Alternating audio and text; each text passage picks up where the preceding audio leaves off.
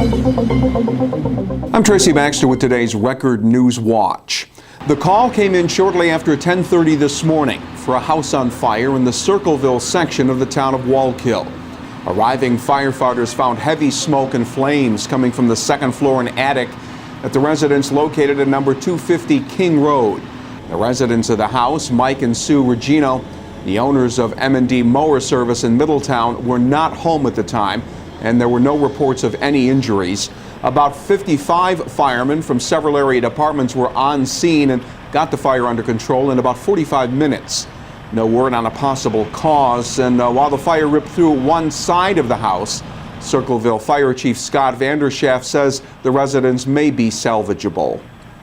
Some anxious moments in the Ulster County town of Plattekill earlier this morning as police agencies were called to what began as a domestic dispute that grew into a brief standoff with police at a residence at 147 Barclay Road. Police say two brothers were in a dispute with a weapon involved. Police, fearing for the safety of a woman inside the home, converged on the scene. The incident was quickly diffused with one of the men taken into custody without further incident. The second man was sent to a local hospital with minor injuries. Further details will be posted here at Record Online once they become available. State police continue to piece together yesterday afternoon's events in the Ulster County town of Olive, where an armed man threatening suicide apparently took his own life while a fire destroyed his barn nearby. It happened near the Route 28 home of Brett Siroy, the man tentatively identified as the victim of the apparent suicide. His body was found in a pickup truck parked next to the barn. Inside the vehicle, they also found a rifle, handgun, and several rounds of ammunition. Investigators say firearms inside the burning barn discharged. Those responding to the blaze initially held back because of reports that shots were being fired at the scene. Investigators say there was no evidence found to indicate emergency responders or anyone else was fired upon. While a number of police agencies in Ulster County have been dealing with real-life shooting incidents in the past 24 hours, members of the Saugerties Police Department conducted a training exercise this morning to better prepare themselves if they are ever confronted with the real thing. Officers used Cahill Elementary School in Saugerties as the site for an active shooter drill. The officers used realistic-looking weapons that were specially designed to emit only laser light. 40 volunteer teachers and students took part in the drill scenario in order to provide police with a realistic environment for training. Saugerties Police Chief Joseph Sinagra said the time was right for this type of school response exercise since schools are closed this week.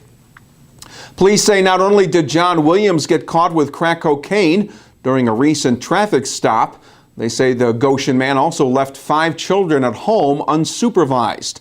The children are all under the age of 8, including twin 1-year-olds. Police say some of the kids were Williams's and some were his girlfriend's children. Also found in the house more crack cocaine and a 9mm handgun. Besides felony drug and weapons possession, Williams faces multiple counts of endangering the welfare of a child. After pulling an all-nighter, the state Senate passed a $135 billion state budget for the fiscal year that begins April 1st.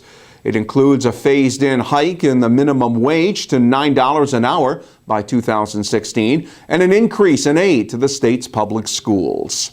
We are increasing school aid by nearly $1 billion and ensuring that every region of the state is treated fairly. Local road and bridge funds will be increased by $75 million for the first time in 5 years. The budget balances the priorities of Democrats and Republicans and is a model for how government is supposed to work, and that's for the people. We in the legislature were able to restore more education aid of close to $1 billion. I think it was about $338 million more than what the governor proposed. I know that the schools district's going to say they always wanted more, but overall, I think for our taxpayers, we did pretty well. Look for a breakdown on state aid increases for our area school districts here at Record Online and in Thursday's Times-Herald Record. State Assembly is expected to vote on the budget bills beginning Thursday morning. They gathered outside West Point's Thayer Gate to air their grievances. Members of the local American Federation of Government Employees Union say they're getting hurt by the federal government delay in issuing furlough notices to workers affected by sequestration and the series of automatic budget cuts that include unpaid furloughs for civilian employees through the end of the current fiscal year. Certainly felt that the furloughs themselves were unjustified. This community and these employees cannot take that additional burden. Union Local President Don Hale and worker supporters say a delay until April 5th at the earliest won't reduce the amount of furlough time assessed against each worker, and that without a firm start date, impacted employees will have a tougher time finding ways to make up lost income during the time that they are furloughed. And today, while the Supreme Court continued its landmark review of gay marriage and the law that prevents married gay couples from receiving a range of federal benefits, an event called Big Gay Hudson Valley was being held. Locust Grove Estate in Poughkeepsie played host to the tourism conference designed to help area businesses that have begun to look for ways to market themselves to the region's gay and lesbian community. Up for discussion, how a business's language, imagery, and brand impression can affect a company's ability to attract gay customers and their tourism dollars. It's starting to warm up a little as we head towards the Easter weekend, but there could be a snow shower or two mixed in with a rain shower at times in the days ahead. As for tomorrow, Thursday, it'll be partly cloudy with the highs around 50 degrees, but the day could begin with a little rain or a snow shower. Friday will be partly cloudy with temperatures again topping out at or near 50 degrees. Get on edge on the day tomorrow when you begin it with the Times Herald Record, and whenever and wherever news breaks, you will find it right here at Record Online. For Record Newswatch, I'm Tracy Baxter.